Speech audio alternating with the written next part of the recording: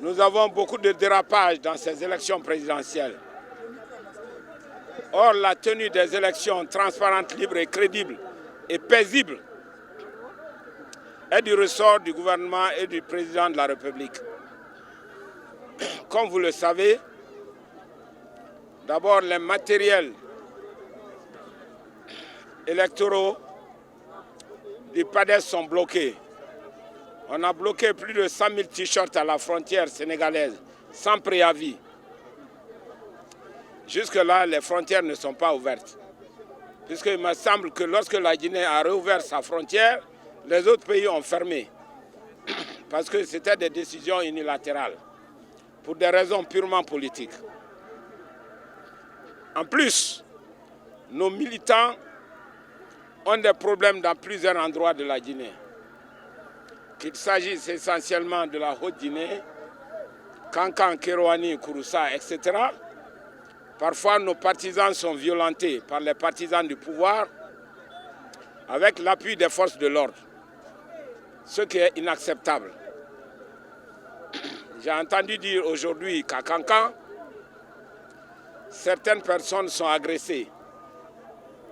Or, nous avons des positions de principe.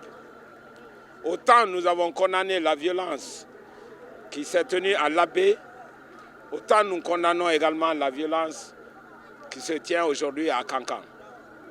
Donc j'en appelle au centre de la responsabilité de tous les leaders politiques pour que notre pays soit apaisé, pour qu'on évite la politique de la haine et de la division. N'oubliez jamais que la Guinée est un pays solidaire. Les Guinéens sont des frères et des sœurs. Évitons de profiter de cette campagne électorale pour diviser la Guinée.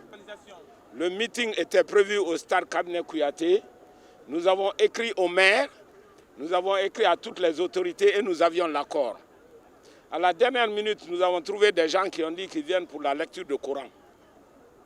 Alors j'ai appelé le maire qui a dit que non, c'est parce qu'on n'a pas écrit. Mais après vérification, il se trouve que le parti a écrit et toutes les autorités avaient donné leur accord.